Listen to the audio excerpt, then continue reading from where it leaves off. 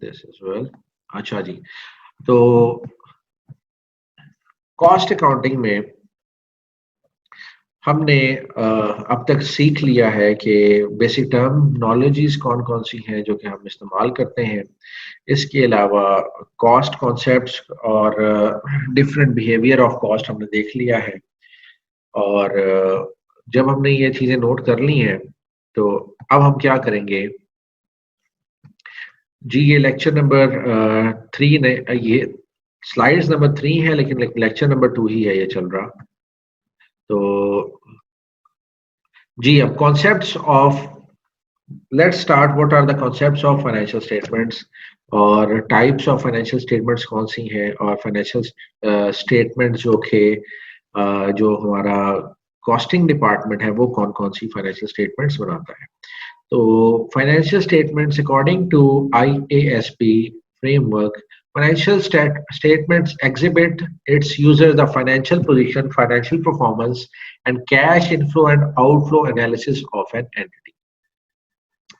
ये ये जो स्टैंडर्ड्स के हिसाब से अगर हम डेफिनेशन देखें तो फाइनेंशियल पोजीशन आपकी जो है कंपनी की या ऑर्गेनाइजेशन की, वो आपकी फाइनेंशियल स्टेटमेंट्स के अंदर डिपिक्ट होती है। और आप जो फाइनेंशियल स्टेटमेंट्स हैं जो कि 5 मुख्तलिफ टाइप की हैं, अभी हम इसको डिस्कशन करते हैं उसके ऊपर कौन कौन सी हैं। जब हम उन्हें देखते हैं तो हमें पता चल जाता है कि कंपनी इस टाइम पे उसकी कंडीशन क्या है, क्या आया कि वो प्रॉफिट में है, आया कि वो लॉस में है, और कंपनी के कैश फ्लोज की क्या कंडीशन है, उसके पास कैश इनफ्लो कितना है, उसका आउटफ्लो कितना है। और let's move on towards the financial statements कि अब हम डिस्कशन करेंगे फाइनेंशियल स्टेटमेंट्स कौन कौन सी होती है। The first financial statement is a balance sheet. Balance sheet क्या होती है जी? बैलेंस शीट जो है इंटरनेशनल अकाउंटिंग स्टैंडर्ड्स को कहते हैं, IASB फ्रेमवर्क। और कंपोनेंट्स ऑफ फाइनेंशियल स्टेटमेंट्स के अंदर जो फर्स्ट हमारी जो स्टेटमेंट है वो है बैलेंस शीट। और बैलेंस शीट हम बड़े अच्छे से बैलेंस शीट बनाते आ रहे हैं। जब हमने ट्रेडिंग अकाउंट सीखा, प्रॉफिट एंड लॉस अकाउंट सीखा, और जो थर्ड चीज हमने सीखी थी वो थी balance sheet. Balance sheet actually is a statement of financial position at a given point in time. उसमें एसेट्स, लायबिलिटीज और ऑनर्स इक्विटी की कंडीशंस हैं कि आपकी एसेट्स कितने हैं, आपकी लायबिलिटीज कितनी है, आपकी ऑनर इक्विटी की क्या पोजीशन है। तो हम देख लेते हैं अमूमी तौर पे जो बैलेंस शीट है वो साल के एंड पे बनती है। ये क्वार्टरली भी बनती है कुछ कंपनीज के अंदर। जिस तरह के मोबाइल फोन कंपनीज हैं वो हर क्वार्टर में अपनी इनकम स्टेटमेंट और बैलेंस शीट बनाते हैं। तो जो भी आपका अकाउंटिंग पीरियड है उसके हिसाब से आपकी बैलेंस शीट बनेगी। तो at a given point of time का मतलब ये है कि on that day, on that specific day, आपके एसेट्स, लायबिलिटीज और ऑनर इक्विटी की क्या कंडीशन है। और हम लोग मोस्टली जो हमने अभी तक स्टडी किया है वो दैट इज 31 दिसंबर। हर साल 31 दिसंबर के ऊपर ये बैलेंस शीट बनती है। नेक्स्ट जो है वो इनकम स्टेटमेंट है। इनकम स्टेटमेंट स्टार्ट होती है सेल्स रेवेन्यू से। उसमें से cost of goods sold minus करते हैं तो हमारा ग्रॉस प्रॉफिट आ जाता है।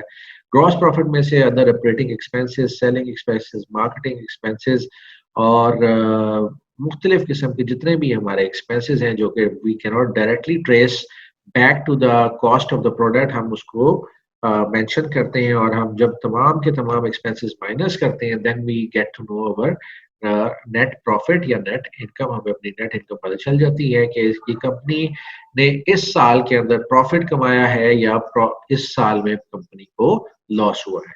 Next is statement of changes in equity. Statement of changes in equity का ताल्लुक जो डायरेक्टली है वो ऑनर्स के साथ है कि ऑनर्स की इक्विटी का क्या अफेक्ट हुआ है इस साल के प्रॉफिट एंड लॉस की वजह से।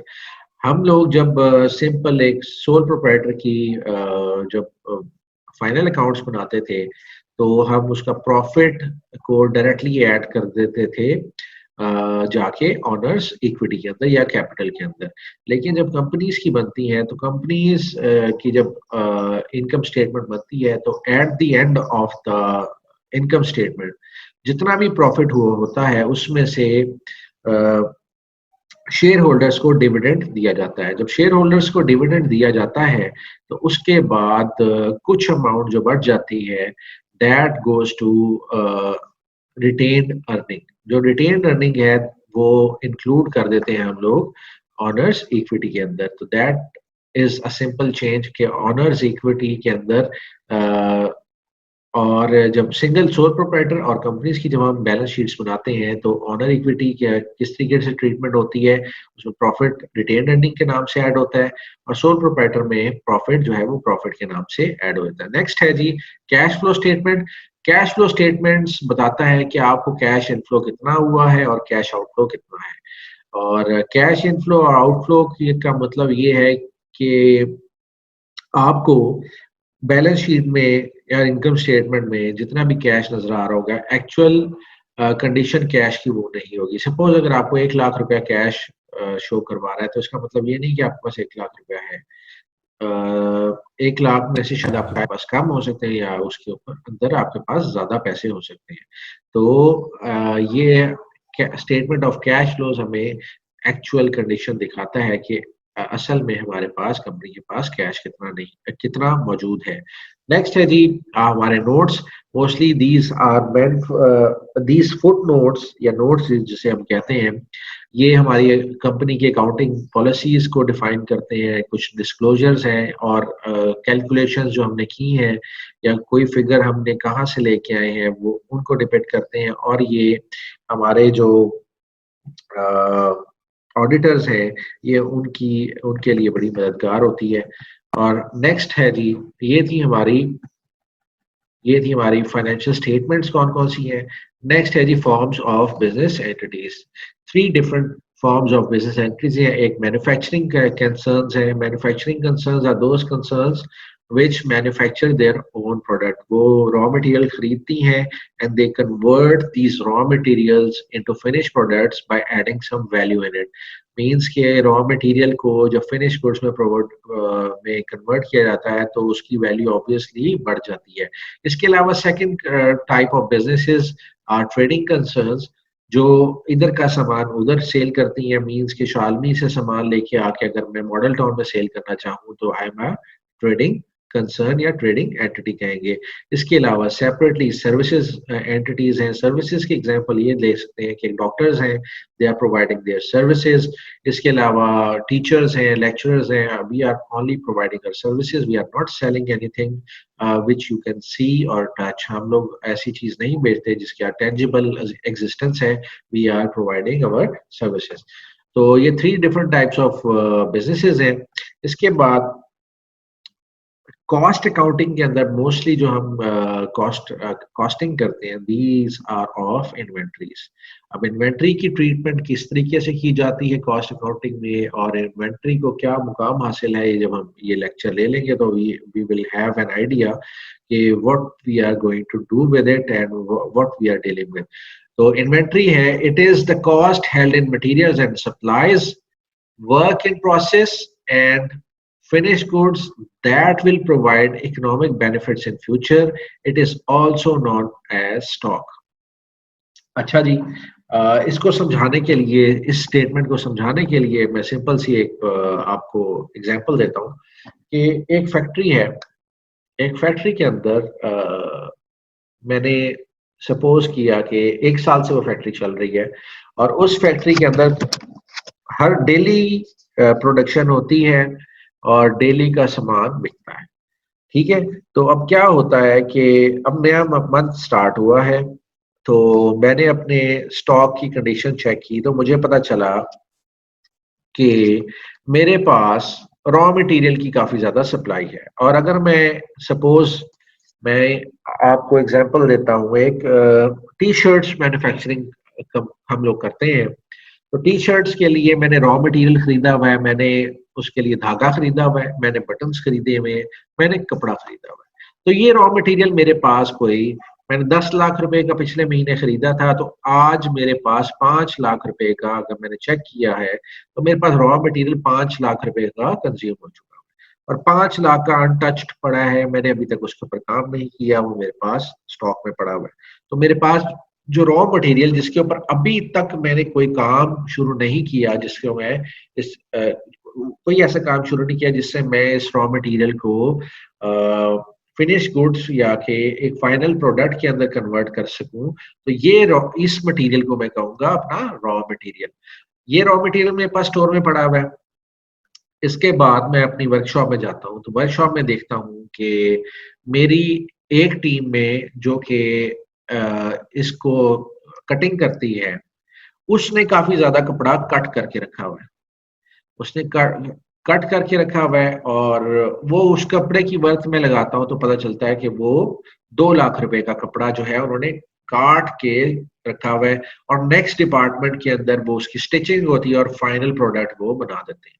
तो सेकंड जो डिपार्टमेंट है मेरा, उसमें उसको मैं कहूंगा वर्क इन प्रोसेस। ठीक है जी। सेकंड और थर्ड डिपार्टमेंट में जब तक ये प्रोडक्ट मेरा फिनिश होके फाइनल प्रोडक्ट की शेप नहीं ले लेता, तब तक ये जो मटेरियल है सारा का सारा ये वर्क इन प्रोसेस होगा।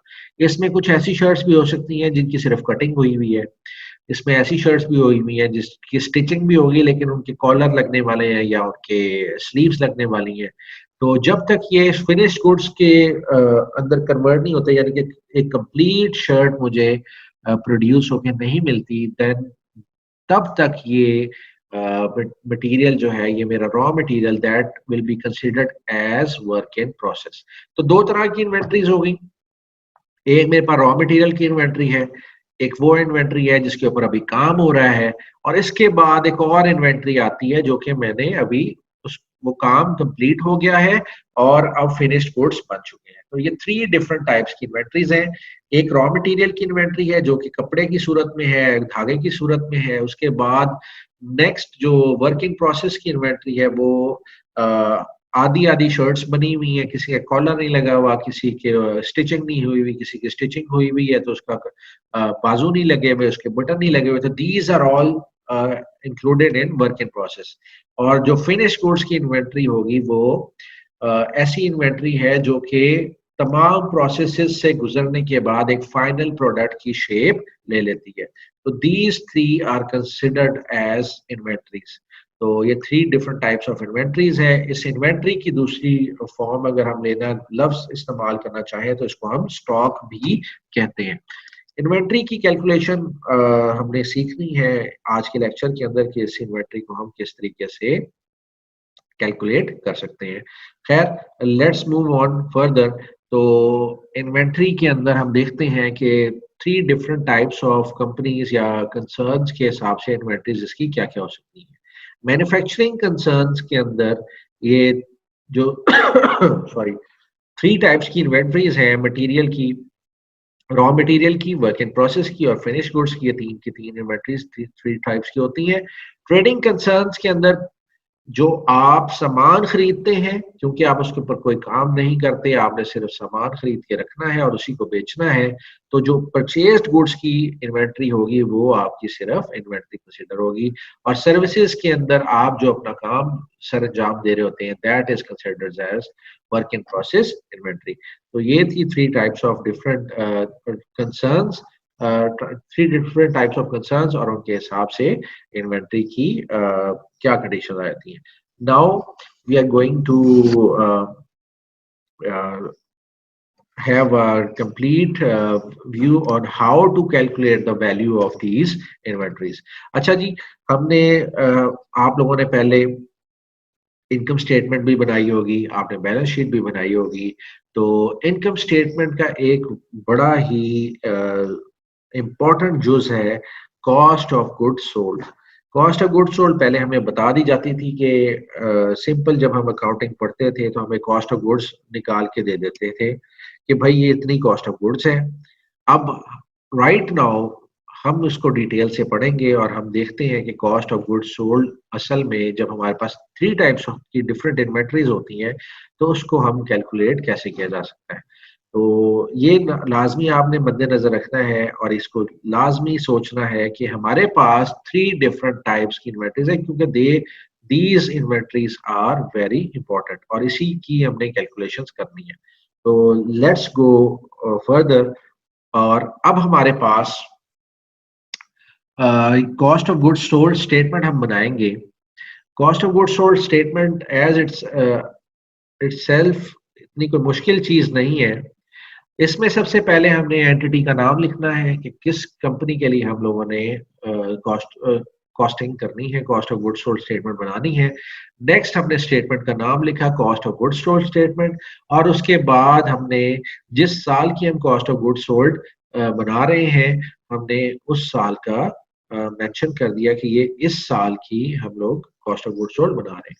तो इसको हम 3 से 4 हिस्सों में डिवाइड करेंगे। अच्छा जी, अब वो किस तरीके से हम डिवाइड करेंगे? फर्स्ट ऑफ ऑल मैं आपको फर्स्ट जो पोर्शन है हमारा वो हम देखते हैं, that is first of all जो हमारे पास जो पोर्शन है हम उसको देखते हैं डायरेक्ट मटेरियल कंज्यूम्ड। ये पोर्शन हमारी कैलकुलेशन करके देता है कि हमने अपना डायरेक्ट मटेरियल कितना खरीदा और हमने उसको इस्तेमाल कितना किया। तो फर्स्ट पोर्शन के अंदर हम लोग सबसे पहले हमारे पास है ओपनिंग इन्वेंट्री। ओपनिंग इन्वेंट्री आपके पिछले साल की वो इन्वेंट्री है रॉ मटेरियल की जो at the end of the year आपको बच गई थी, या पिछले मंथ की इन्वेंट्री थी जो आपके पास बची हुई है और आपने जब नेक्स्ट मंथ में या नेक्स्ट ईयर में उसको रिकॉर्डिंग की तो ये आपके पास ओपनिंग इन्वेंट्री की फिगर आ गई। क्योंकि यू आर ऑलवेज वर्किंग, आपकी मैन्युफैक्चरिंग कंसर्न है, हर वक्त काम होता रहता है, तो आपके पास ओपनिंग इन्वेंट्री भी मौजूद होगी। ओपनिंग इन्वेंट्री आपने सबसे पहले मेंशन करनी है। सपोज मेरे पास 400 या 500 रुपए की ओपनिंग इन्वेंट्री थी। फिर अब मैंने आइडिया लिया अपने कॉस्टिंग के डिपार्टमेंट से और पता चला कि हमारी डिमांड कितनी है और उसके हिसाब से हमें प्रोडक्ट्स बनानी है, तो उसके हिसाब से ही हम अपना रॉ मटेरियल परचेज करेंगे। फिर जो परचेजेस होंगी वो हम ओपनिंग इन्वेंट्री के अंदर ऐड कर देंगे।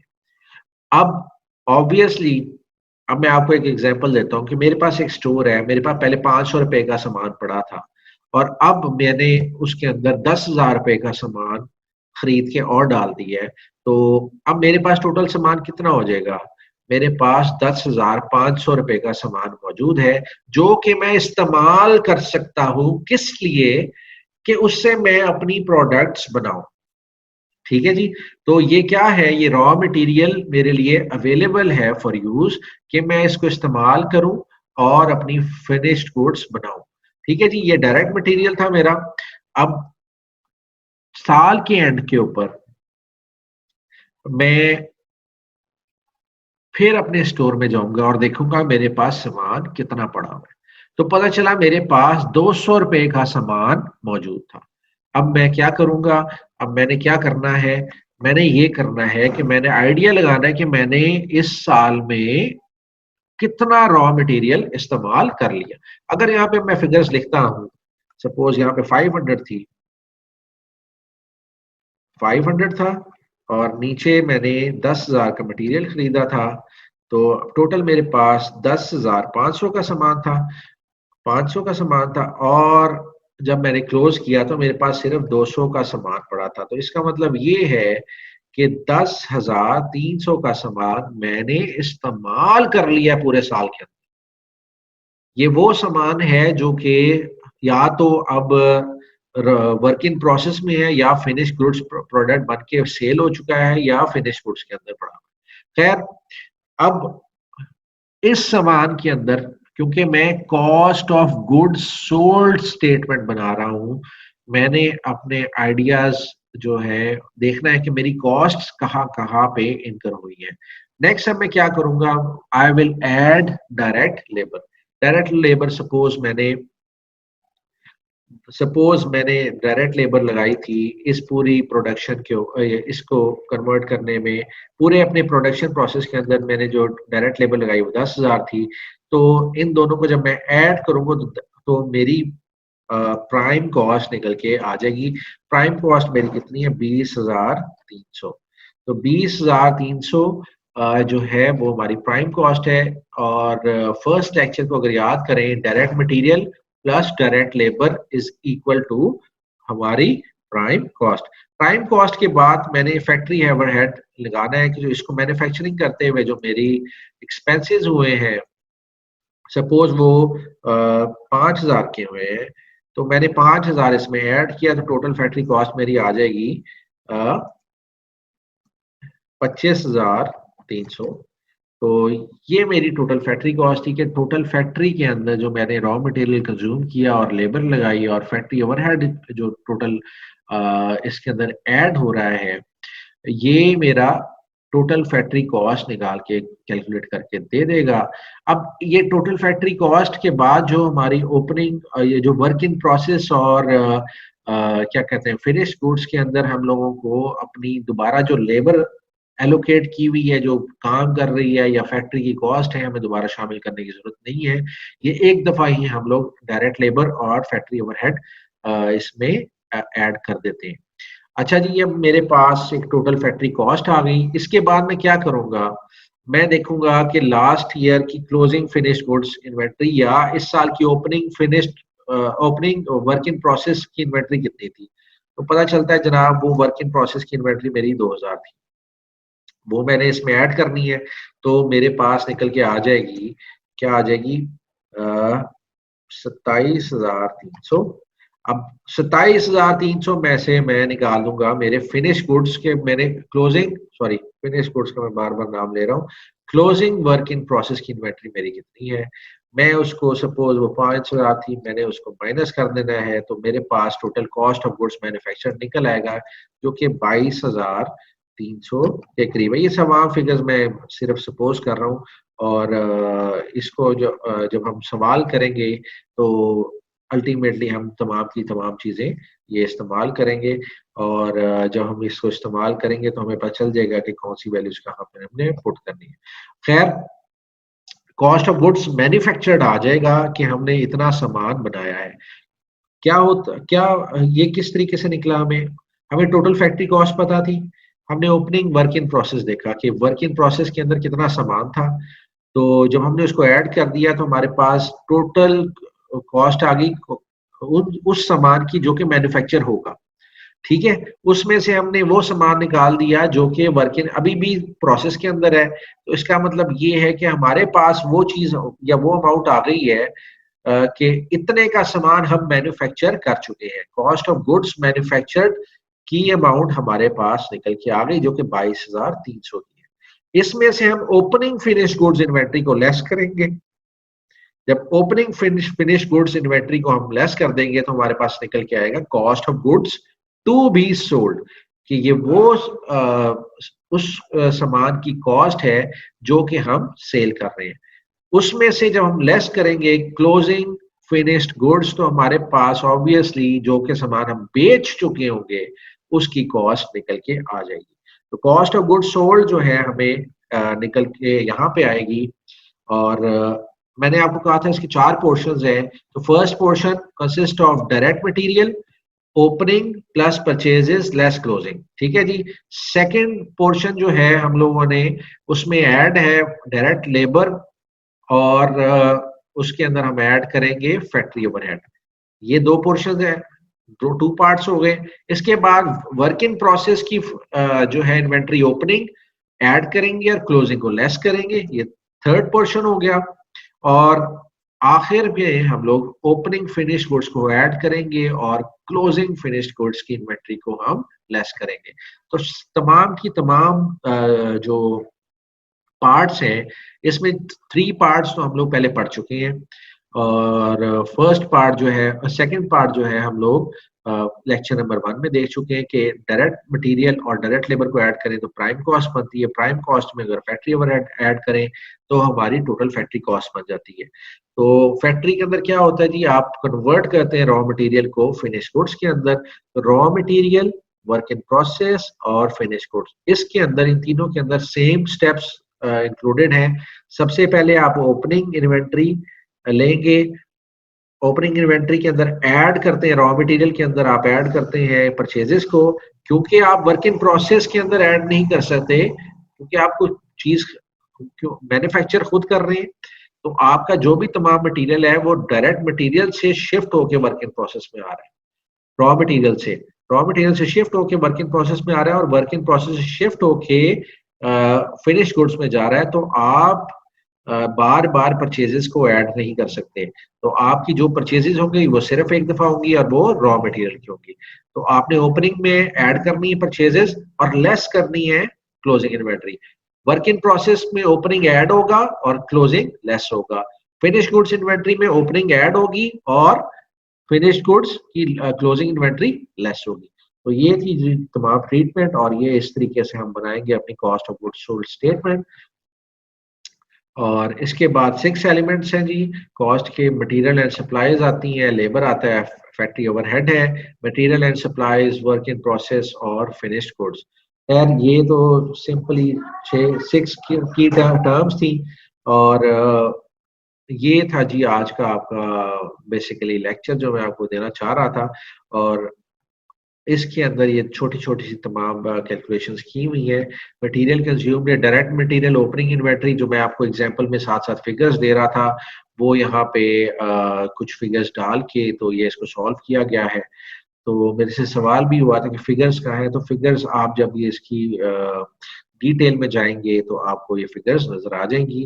Direct material consume separate part बनाया हुआ है, और उसके बाद प्राइम कॉस्ट का सेपरेट पोर्शन बनाया। प्राइम कॉस्ट के बाद टोटल फैक्ट्री कॉस्ट का सेपरेट पोर्शन बना के आपको दिखाया गया है कि कौन कौन सी जो कॉस्ट है कहाँ कहाँ पे एलोकेट करती है। फैक्ट्री ओवरहेड की कॉस्ट के अंदर indirect material, indirect labor, electricity bill, rent of factory है, depreciation of plant and machinery है। तो this was today's lecture। आपने सिर्फ आज का जो लेक्चर के अंदर cost of goods sold statement बनाई है, you have to go through it, और आपने इसको याद करना है। इसको आपने अच्छे तरीके से इसको गो थ्रू करना है। इसके अलावा मैंने आपको ये जो लेक्चर्स की स्लाइड्स के अलावा पीडीएफ फॉर्मेट दिया है। पीडीएफ के अंदर ही आपका आई थिंक कि आपका होमवर्क भी होगा मौजूद। तो हाँ जी, ये क्वेश्चंस दिए हैं, क्वेश्चन नंबर 1, और इसका सोल्यूशन भी दिया है क्वेश्चन नंबर 2 का। तो क्वेश्चन नंबर 3 भी दिया है, साथ में सोल्यूशन दिया है। और आपको 4 सवाल इसमें दिए हैं विद सॉल्यूशन। तो आपसे मेरी रिक्वेस्ट ये है कि आप simply go through it these questions. Solution आपने खुद निकालने हैं और आप you just have to tally those answers with your answers. तो जहां पे गलती होगी तो आपकी गलती आप उसको पकड़ सकते हैं। Just do the practice of this session, और फिर इंशाल्लाह नए सेशन में, नई क्लास में आपसे अगर आपके पास कोई सवालात हैं तो you can ask me now. ठीक है जी।